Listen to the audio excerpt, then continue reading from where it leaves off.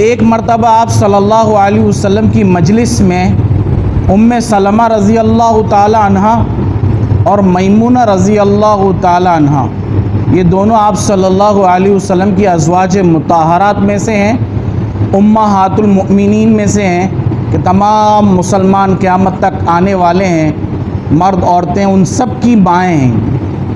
یہ بیٹھی بھی تھی تو آپ صلی اللہ علیہ وسلم نے محسوس کیا کہ عبداللہ ابن مکتوم ایک نابینا صحابی ہیں، اندھے ہیں، تو آپ صلی اللہ علیہ وسلم نے ان سے فرمایا کہ تم پردہ کر لو اس سے، بات ذرا سمجھنے کی ہے۔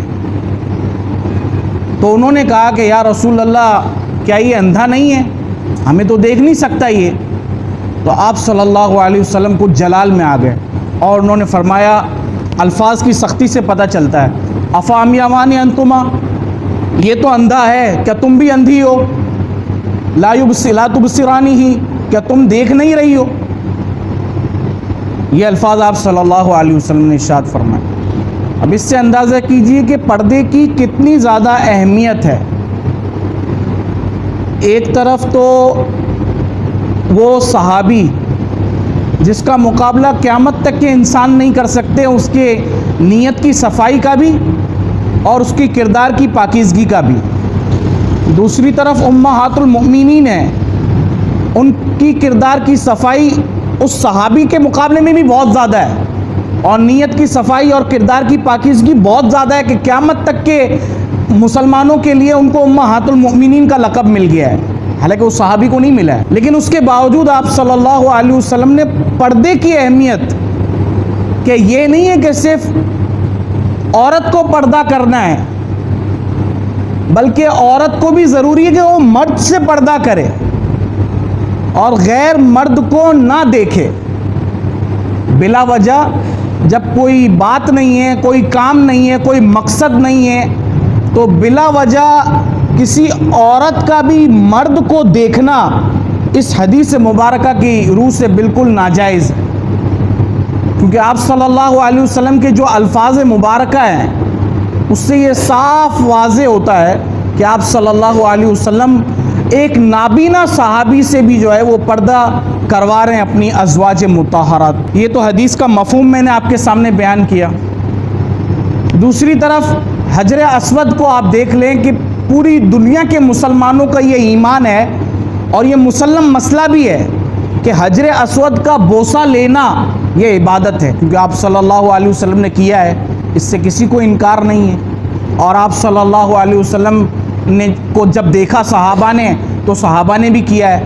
حضرت عمر رضی اللہ تعالیٰ عنہ نے بھی فرمایا کہ حجر اسود کا بوسہ اس وجہ سے لیتے ہیں کہ یہ عبادت اس وجہ سے ہے کہ آپ صلی اللہ علیہ وسلم نے اس کو اہمیت دی ہے۔ بے شک وہاں بوسہ لینا اس وقت جائز ہوتا ہے جب کسی قسم کا انتشار، بے پردگی، یہ چیزیں نہ ہوں۔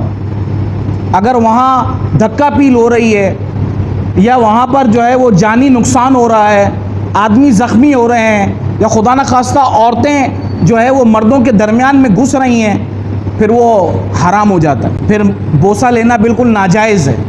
کہ اتنی رش میں آپ علیہ الصلوۃ والسلام نے اس کا دوسرا طریقہ بتا دیا، بسم اللہ وللہ الحمد کر کے جو ہے اللہ اکبر، ہو گیا آپ کا بوسہ۔ آپ دور سے ہاتھ کریں، حجر اسود کے انوارات آپ کو مل جائیں گے۔ یہ طریقہ بھی آپ صلی اللہ علیہ وسلم نے بتایا ہے۔ بوسہ لینے کی جو عبادت ہے، چومنے کی جو عبادت ہے، آپ صلی اللہ علیہ وسلم نے کی ہے، کوئی شک نہیں ہے، لیکن خارجی خرابی کی وجہ سے وہ حرام ہو گئی۔ عبادت آپ صلی اللہ علیہ وسلم نے کی ہے، صحابہ کرام نے کیا ہے، اس کے باوجود جو ہے وہ حرام ہو گیا۔ حیرانی کی بات نہیں، آپ لوگوں کو عجیب نہیں لگ رہا ہو؟ ایسا ہوتا ہے کہ بعض مرتبہ کسی عبادت کے اندر کوئی ایسی خرابی آ جاتی ہے جس کی وجہ سے وہ عبادت فی الحال موقوف کر دی جاتی، ہمیشہ کے لیے نہیں ہے، بلکہ وہ خرابیاں اگر دور ہو جائیں، مثال کے طور پر اگر حجر اسود میں اگر لائن کے ذریعے، رو کے ذریعے سے اگر کوئی بوسہ لیتا ہے، اس میں دھکا پیل نہیں ہے، جانی نقصان نہیں ہے، اور کپڑوں کے پھٹنے کا وہ نہیں ہے، سطر کے کھلنے کا کوئی خطرات نہیں ہے، عورتیں الگ ہیں، تو پھر تو جائز ہو جائے گا اور عبادت بن جائے گی دوبارہ۔ کیونکہ آپ صلی اللہ علیہ وسلم نے کیا ہے. لیکن جو ابھی فی الحال سچویشن ہے ہمارے سامنے, جس میں دھکا پیل خوب ہو رہی ہے, سطریں کھلنے کا بھی خطرات ہوتے ہیں, عورتیں بیچ میں گھس رہی ہوتی ہیں, تو وہاں منع ہو جاتا ہے. بات کو ذرا سمجھیں آپ, وہ حرام ہو گیا, حالانکہ عبادت ہے لیکن حرام ہو گئی. تو اس سے اندازہ کیجئے جو ہمارے یہاں مذہبی تہوار ہوتے ہیں. اب آئیے ان کی طرف. تو یہ مذہبی تہواروں میں جب یہ عورتوں کا نکلنا, یا مذہبی تہوار نہیں, اب تو 14 اگست کی بھی بات کروں گا, کیونکہ 14 اگست میں اور ربیع الاول کے اندر کوئی زیادہ فرق نہیں ہے, اب ایک ہی چیز ہے یہ.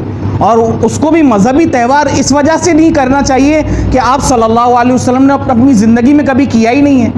پھر وہ کیسے کرتے جب اپنی بیویوں کو جو ہے ایک اندھے صحابی سے پردے کا کہہ رہے ہیں, وہ اپنی دوسری بچیوں کو کیسے روڈ پہ کہیں گے کہ آپ آ جائیں اور میرے نام کا جو ہے وہ جلوس منا لیں, جلسہ منا لیں, اور نیازیں کھا لیں, شیرینیاں کھا لیں اور بانٹ دیں ایک دوسرے کو. یہ کیسے جائز ہو سکتا؟ ایک نبی عورتوں کی عزت اور عفت کا محافظ بن کے دنیا میں آیا ہے. سارے انبیاء کا یہی کام ہوتا ہے, سبھی نے یہی سکھایا ہے اور پاکیزگی کا ہی ایک ماحول دیا ہے. وہ نبی کی تعلیم میں یہ کہاں سے آ سکتا ہے یہ بات کہ وہ نبی یہ چاہے کہ اب اسی کے نام پر جو ہے عورتیں باہر نکلیں, غیر مردوں کو دیکھیں, ان کے ہاتھ سے چیزیں لیں اور یہ مفت خوری چلتی رہے؟ یہ کیسے ہو سکتا ہے؟ 14 اگست میں بھی یہی ہو رہا ہے. وہ قومی تہوار ہے اور یہ نام کا مذہبی ہے, یہ بھی قومی تہوار ہے, خاص قسم کی قوم کرتی ہے اور کوئی بھی نہیں کرتا دنیا کے اندر بھی.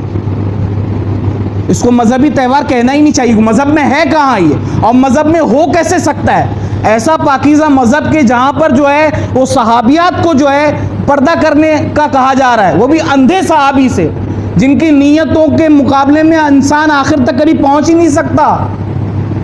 تو باقیوں کا کیا کہنا؟ یہ صرف سمجھ کی باتیں ہوتی ہیں, اور سمجھتے وہی ہیں جن کو ربیع الاول سے پہلے سمجھایا جائے یا بعد میں سمجھایا جائے, سمجھتے وہی ہیں.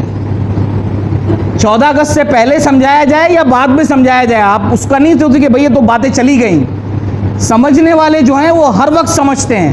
نہ سمجھو کو کسی بھی وقت سمجھا دو, چاہے جہنم کے کنارے پہ کھڑا کر کے بھی سمجھا دو نا, وہ نہیں سمجھیں گے. ذہن دل دماغ اٹکا ہوا ہے نا, بھئی نہیں نبی کی آمد ہے, تو بھئی نبی کی آمد تو ہر پیر کا دن آ رہا ہے, تو ہر پیر کو منانی چاہیے ہمیں. وہ مہینہ سے 12 مہینے میں تو نہیں, وہ پیر کی آمد تو ہر ہفتے آ رہی ہے نا, تو ہر ہفتے پھر دن ہونا چاہیے. برکت کا تو وہ دن ہے, وہ تو ہر ہفتے آ رہا ہے. وہ گھڑی جس میں آپ علیہ الصلوۃ والسلام فجر کے وقت اور تہجد کے درمیان جو پیدا ہوئے ہیں, وہ تو روزانہ آ رہی ہے, تو روزانہ منانا چاہیے. پھر یہ ایک دن ہی کیوں؟ پھر وہ دن جس کے بارے میں اختلاف بھی ہے کہ وہ وفات کا بھی دن ہے, تو صرف خوشی کس بات کی ہے؟ مجھے تو یہ سمجھ میں نہیں آتا. 12 وفات تو ایک زمانے سے لوگ کہتے ہوئے آئے تھے کہ 12 کی وفات آپ علیہ الصلوۃ والسلام کی بالکل کنفرم ہے, اس میں کوئی شک و شبہ نہیں ہے. اب وہ صرف خوشی میں کیسے تبدیل ہو گئی؟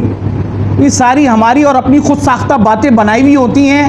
تہوار منائے ہوئے ہوتے ہیں اور بنائے ہوئے ہوتے ہیں, اور بناوٹی ہوتے ہیں. اس کا مذہب سے کوئی تعلق نہیں ہوتا, بس مذہب کا ایک لیبل اس کے اوپر لگاتے ہیں اور لوگ اپنی اندر سے خواہشات کو پورا کرتے ہیں. جس طرح 14 اگست کے اندر آپ دیکھ لیں کہ لوگ بےہودہ گانوں کے اوپر جو ہے ڈانسیں کر رہے ہوتے ہیں, تو 12 ربیع الاول میں بھی تو یہی ہو رہا ہے. جس چیز کی بنیاد غلط رکھی گئی ہے نا, اور جھوٹ پر اور بدعت کے اوپر رکھی گئی ہے, وہ آگے چل کر دین بن ہی نہیں سکتا ہے, کچھ بھی کر لیا جائے. آپ صلی اللہ علیہ وسلم کی ہوئی عبادت کو آپ علیہ الصلوۃ والسلام نے اس وجہ سے حرام بھی قرار دے دیا کہ وہاں پر عورتوں کے ساتھ ملنا جلنا ہو رہا ہے. جو آپ علیہ الصلوۃ والسلام نے کیا ہی نہیں ہے, وہ کیسے عبادت بن سکتا ہے؟ ہر آدمی آ کے ڈانس کرے گا, دین کے نام پر گانے گائے گا, نعتوں کو گانے کے انداز میں گائے گا, تو اس کو دین بنا دیں گے ہم, وہ مذہب بن جائے گا اور اس کو اسلام کا نام دے دیا جائے گا, اس کو تاریخ لکھ دی جائے گی کہ یہ بھی ایک کام ہے اسلام کا, اور پوری دنیا میں یہ اسلام سکھایا جائے گا کہ دس از اے اسلام, یہ اسلام ہے ہمارا. تو غیر مسلم کہیں گے کہ اس میں اور ہم میں فرق کیا ہے؟ اس سے اچھا تو ہم ڈانس کر لیتے ہیں, اور اس سے اچھے گانے تو ہم بنا لیتے ہیں, ہم سے کیا مقابلے میں آئیں گے میوزک بنانے میں یہ لوگ؟ تو آدمی دل دماغ سے ذرا سوچے. اسلام بڑا سنسیئر مذہب ہے, سیریس مذہب ہے. یہ ایسا نہیں ہے کہ ہر آدمی کی بدعت کا نام اور ہر آدمی کی جو ہے وہ چپڑاسیت کا نام جو ہے ہم دین رکھ دیں گے, ایسا نہیں ہے. جو سڑک چھاپ آئے گا اور وہ کہے گا بھائی جی یہ نبی کا دن ہے ہم منائیں گے, جو سڑک چھاپ آئے گا جی 14 اگست ہے ہماری آزادی کا دن ہے.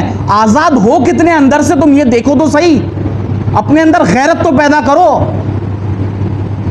جو نبی کے نام لیوا ہیں اور جو آزادیوں کو منانے والے ہیں، ان کی اوقات کیا ہے اس ملک کے اندر؟ چاہے وہ قومی منا رہے ہو یا یہ بھی قومی ہی سمجھو، دوسرا بھی کوئی مذہبی تہوار نہیں ہے یہ میرا اور آپ کا بنایا ہوا ہے بس خالی، اور جس کو خواہشات کو پورا کرنا ہے وہ اس میں گھس رہا ہے۔ حد ہو گئی ہے اب، ان تہواروں کے اندر لوگ نشے کر رہے ہیں، جو چیزیں آپ علیہ الصلوۃ والسلام نے خود حرام قرار دی ہیں، اور سگریٹیں پلا رہے ہیں ایک دوسرے کو، ایسی چیزیں دی کہ جن کو وائرل کرنا بھی عجیب لگ رہا تھا، تو وہی روک دی میں نے کہا یار یہ ہمارا مذہب ہے اور ہم اس کو جو ہے اس طرح آگے کریں گے۔ یہ سارا گناہ انہی پر آئے گا جنہوں نے اس کی غلط بنیاد رکھی ہے۔